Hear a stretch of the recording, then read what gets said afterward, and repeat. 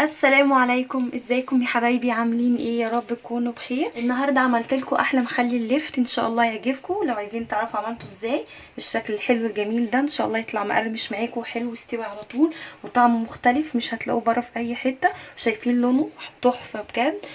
لو عايزين تعرفوا عملته ازاي كملوا الفيديو للاخر، متنسونيش باللايك والشير والسبسكرايب. يلا بينا نشوف مقاديرنا ايه.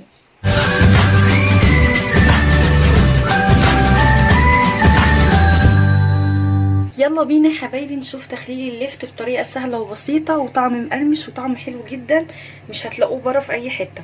انا قطعت الليفت زي ما احنا شايفين، اوريكم ازاي قطعته. ده تقريبا 6 كيلو يعني، تقريبا انا مش فاكره بصراحه.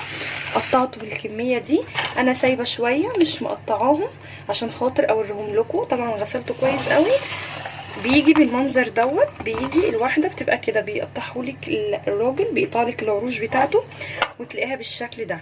نشيل الحاجات دي مع بعض، بنقطع كده ونجرد ده كده، نعمله كده بالسكينه لغايه ما تلاقيها بيضه نظيفه. في ناس بتاكل ده، لو هتاكليه ممكن تقطعيه كده صغير وتحطيه معاكي في المخلل. مش حباه يبقى هتشيلي دي كده خالص. تمام اهو. هعمل لكم كمان واحده، بنشد دي كده بالسكينه زي ما كاننا بنبشر جزر كده، او اهو، ونشيلها خالص كده اي حاجه مش عاجبانا ونقطع بالشكل ده.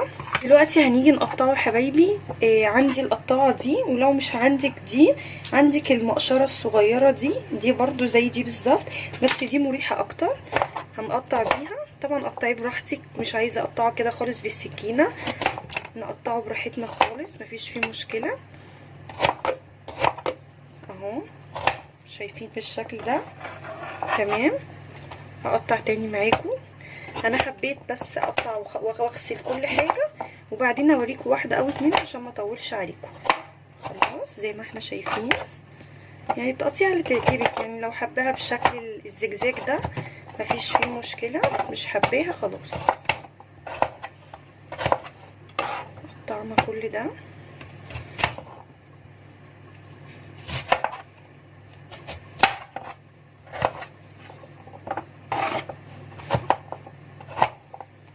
الشكل باين معانا. الغالية طلبته مني فمينفعش ارفض لها طلب، عناية ليها.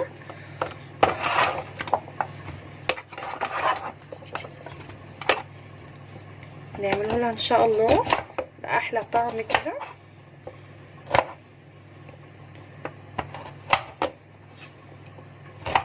تمام.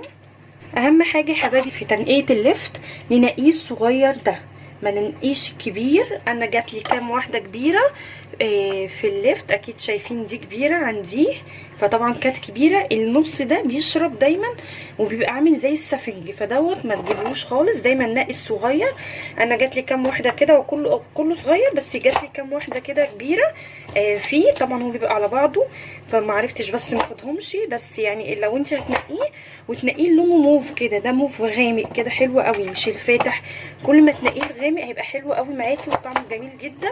يبقى تنقوه الصغير، كله صغير زي ما احنا شايفين. ننقيه الصغير زي ما احنا شايفين كده، بلاش الكبير عشان مش هيقرمش معاكي وهيشرب ميه ويستوي بسرعه معاكي. تمام. ولونه موف يبقى مغمق كده شويه، مش الفاتح خالص، لا الموف الغامق. دلوقتي هنيجي المرحله الثانيه يا حبايبي. يبقى اول مرحله غسلناه وقطعناه، تاني مرحله بعد ما قطعناه بالشكل ده هنبتدي نضيف له ملح عشان ينزل الميه بتاعته وينشف معانا، وهنسيبه من 6 ساعات ليوم كامل براحتك. انا هبتدي اضيف لهم الملح. انا هقول لك تقريبا لو انت هتجيبي 2 كيلو او 2 كيلو ونص هتضيفي لهم 3 معالق كبار من الملح بالشكل ده. انا عندي الكميه تقريبا زي 6 كيلو فهضيف شويه وهنبتدي نقلبه. دلوقتي بعد ما ضفت له الملح قلبته كويس قوي من فوق لتحت. الخطوه دي مهمه جدا جدا، هتخليه ينشف معايا. انا كده بنشف اللفتايه عشان خاطر لما اخليها ما تشربش ميه، ما تبقاش عامله زي السفنجه وتشرب. ده ضروري جدا. زي ما بنعمل في البتنجان بنرش له رشه ملح عشان ما يشربش زيت، ده برده بنرش له الملح ده عشان خاطر ما يشربش ميه. ونلاقيه اتهرى معانا واستوى بسرعه وما يقعدش كويس، هيقرمش معانا للاخر. هسيبه من 6 ساعات ليوم كامل حسب انت عايزه انهي وقت، كله هيبقى كويس. هسيبه وارجع لكم.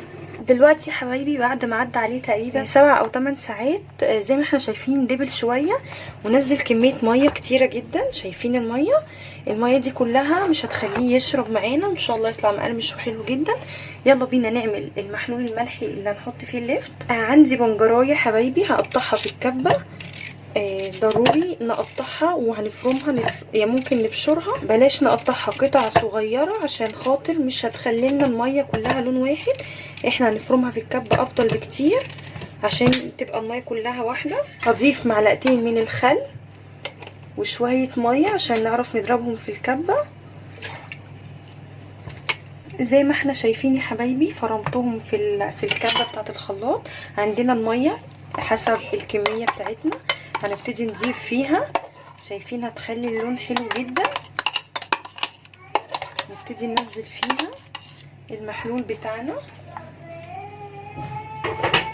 هنبتدي نضيف في الميه البنجر اللي احنا ضربناه، وهضيف معلقتين كده من الشطه صغيرين. طبعا ده اختياري لو انتي حابه. انا ما عنديش فلفل احمر، كنت ممكن اضربه مع البنجر فضفت شطه بدلها. طبعا هضيف الملح لكل تقريبا كوبايه ميه معلقه ملح صغيره مش كبيره، عشان احنا في كل مخلل بنحط معلقه كبيره. طبعا اللفت ادينا له ملح من شويه، ادينا له ملح عشان خاطر ينزل ميه، فطبعا نكون عاملين حسابنا في كده. فاحنا هنخليه يعني ملحه خفيف شويه. طبعا كل ده زي ما قلت لكم قبل كده في المخلل ندوقه مفيش فيه اي مشكله. هضيف فصين 3 من الثوم هيديه طعم حلو جدا. وهضيف حاجه غريبه جدا، معلقه من السكر كبيره كده، دي هتديله طعم حلو جدا. انا عشان عامله كميه هضيف معلقتين متستغربوش، ان شاء الله تديه طعم حلو جدا. نبتدي نقلب الميه. شايفين الميه عامله ازاي؟ هتخلي لونه حلو قوي. ونقلب وندوق الملح لو محتاج، يعني نخليه خفيف شويه مش حادق عشان خاطر اللفت فيه ملح طبيعي. تمام كده زي ما احنا شايفين يا حبايبي الميه حلوه جدا. هنبتدي نضيفها. انا ضفت اللفت في البرطمان بتاعي زي ما احنا شايفين. هبتدي انزله المحلول بتاعنا بسم الله.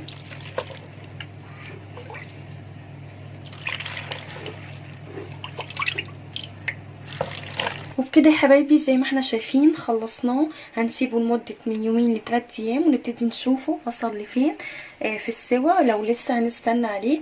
لو استوى بألف هنا ليكم، ويا رب الفيديو يكون عجبكم. متنسونيش باللايك والشير والسبسكرايب. كنت معاكم منى من قناة سفرة دايما. بألف هنا يا امارات.